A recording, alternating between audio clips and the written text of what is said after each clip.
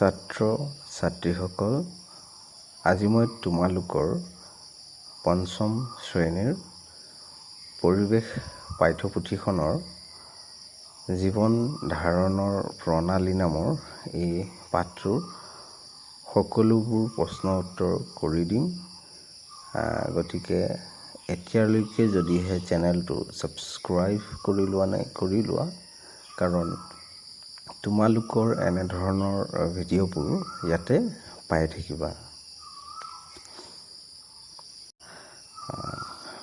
প্ৰথমটো প্ৰশ্ন দিয়া আছে যে উত্তৰ লিখা। ইয়াতে ক, খ, গ, ঘ, ঙ 5টা প্ৰশ্ন দিয়া আছে। কটোত সুধিছে যে গাঁৱৰ বাসিন্দাসকলৰ প্ৰধান জীৱিকা কি?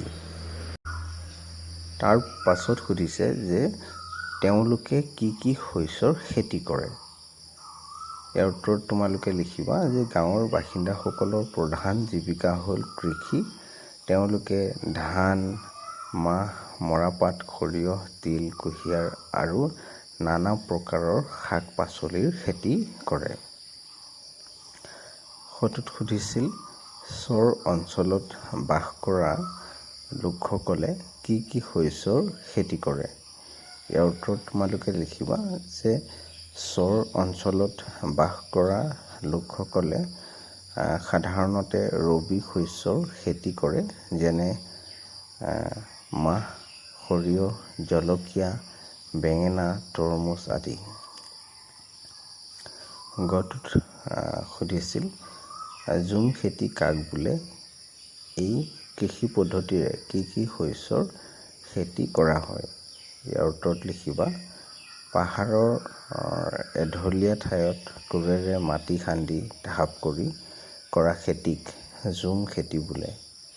এই পদ্ধতিৰে ধান, মাকৈ, তিল, আদা, হালধি আদিৰ খেতি কৰা হয়।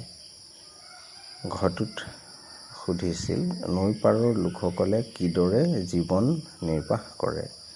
ইয়াৰ উত্তৰত তোমালোকে লিখিবা যে নৈৰ পাৰত বসবাস কৰা লোকসকলে কৃষিকাৰ্যৰ লগতে মাছ ধৰি জীৱিকা নিৰ্বাহ কৰে। ঙটোত সুধিছিল চাহ বাগিচাৰ শ্ৰমিকসকল কি কি কামৰ লগত জড়িত থাকে। ইয়াৰ উত্তৰত লিখিবা চাহ বাগিচাৰ শ্ৰমিকসকলে বাগিচাৰ কুমলীয়া পাত ছিঙা, উদ্যোগলৈ বস্তু অনা নিয়া কৰা আৰু যন্ত্ৰ পাতি চলোৱা আদি কামৰ লগত জড়িত থাকে। তাৰপিছত 2 নম্বৰ অনুশীলনীটোত দিয়া আছে যে ক অংশৰ লগত খ অংশ মিলোৱা। আমি মিলাব লাগিছিল ক অংশৰ লগত খ অংশ। প্ৰথমটোত দিয়া আছে প্ৰাকৃতিক দিশৰ পৰা অসম এখন আমি মিলাম চহকী ৰাজ্য।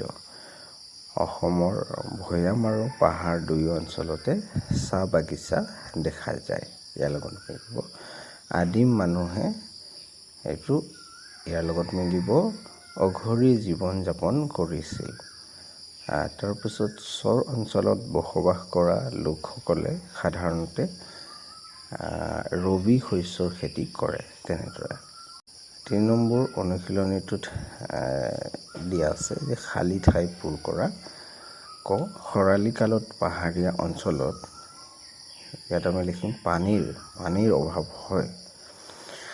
তাৰপিছত খটোত দিয়া আছে ভৈয়াম অঞ্চলবোৰ সাধাৰণতে, ইয়াত আমি লিখিম সমতল ভূমি। গটোত দিয়া আছে পাহাৰ অঞ্চলৰ লোকসকলে সাধাৰণতে, ইয়াত আমি লিখিম ঝুম খেতি কৰে। ঘটোত দিয়া আছে অসমত পাহাৰ আৰু ভৈয়াম দুয়ো অঞ্চলতে, ইয়াত আমি লিখিম চাহ বাগিচা দেখা যায়। ঙটোত আমি লিখিম প্ৰথমত গাঁও অঞ্চলৰ লোকসকলে কুটীৰ শিল্পৰ লগত জড়িত হৈ থাকে। তাৰপিছত 4 নম্বৰটোত দিয়া আছে যে তলত দিয়া বাক্যকেইটাৰ পৰা অশুদ্ধবোৰ বাছি উলিয়াই শুদ্ধকৈ লিখা। ইয়াতে ক, খ, গ, ঘ, ঙ 5টা বাক্য দিয়া আছে। এই বাক্যবোৰৰ পৰা কিবা যদি অশুদ্ধ আছে সেইবোৰ বাছি উলিয়াই আমি লিখিব লাগিছিল। মই ইয়াতে লিখি দিছোঁ যিবোৰ অলপ অশুদ্ধ আছিলে সেইবোৰক ঠিক কৰি, আৰু যিবোৰৰ অশুদ্ধ নাছিলেই মই বিচাৰি নাপালোঁ তেনেদৰে লিখি দিছোঁ। তোমালোকেও তেনেদৰে লিখি ল'বা। তাৰপিছত 5 নম্বৰত সুধিছিল যে জুইৰ আৱিষ্কাৰ কেনেদৰে হৈছিল। ইয়াৰ উত্তৰত লিখিবা, আদি মানুহে খাদ্য সংগ্ৰহৰ বাবে হাবিত ঘূৰি ফুৰোঁতে ঘটনাক্ৰমে দুটুকুৰা শিল ঘঁহনি খাই ফিৰিঙতিৰ উৎপত্তি হোৱা দেখিছিল। সেই ফিৰিঙতিয়ে শুকান ডাল পাতৰ সংস্পৰ্শলৈ আহি জুইৰ সৃষ্টি কৰিছিল। এইদৰে জুইৰ আৱিষ্কাৰ হৈছিল। তাৰপিছত 6 নম্বৰ অনুশীলনীটোত দিয়া আছিল, আদিম কালৰ মানুহে কি কি কামৰ বাবে শিলৰ সঁজুলি ব্যৱহাৰ কৰিছিল। ইয়াৰ উত্তৰত লিখিবা, আদি মানুহে শিলৰ সঁজুলিবোৰ চিকাৰ কৰিবলৈ, খাদ্যবস্তু কাটিবলৈ বা গুৰি কৰিবলৈ ব্যৱহাৰ কৰিছিল। লগতে ছবি আঁকিবলৈ শিলৰ জোঙা আৰু মিহি সঁজুলি ব্যৱহাৰ কৰিছিল। তাৰপিছত 7 নম্বৰটোত দিয়া আছিল পাৰ্থক্য লিখা। কটোত দিয়া আছিল গাঁও আৰু চহৰ, আৰু খটোত ভৈয়াম আৰু পাহাৰ। কটোত দিয়া আছিল গাঁও আৰু চহৰ। গাঁৱৰ বিষয়ে লিখিবা, গাঁও অঞ্চলৰ বেছি সংখ্যক লোকেই কৃষি কৰ্ম, কুটীৰ শিল্প, মীন পালন, হাঁহ কুকুৰা পালন আদিৰ ওপৰত নিৰ্ভৰ কৰি সীমিত সা সুবিধাৰে সমাজ পাতি বাস কৰে।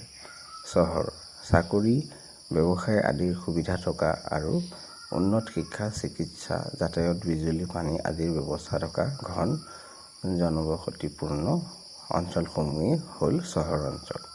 তাৰপিছত ভৈয়াম আৰু পাহাৰ। ইয়াত লিখিবা, ভৈয়াম অঞ্চলবোৰ সাধাৰণতে সমতল আৰু মাটি পলসুৱা হোৱাৰ বাবে কৃষি কাৰ্যৰ বাবে উপযোগী। আনহাতে পাহাৰীয়া অঞ্চলবোৰ এঢলীয়া আৰু ইয়াত পানীৰ অভাৱ হোৱাৰ বাবে ঝুম খেতি কৰা হয় আৰু জীৱন নিৰ্বাহ যথেষ্ট কষ্টকৰ। তো ছাত্ৰ ছাত্ৰীসকল, ইয়াৰ যিবোৰ প্ৰশ্ন ইয়ালৈকে আছিল।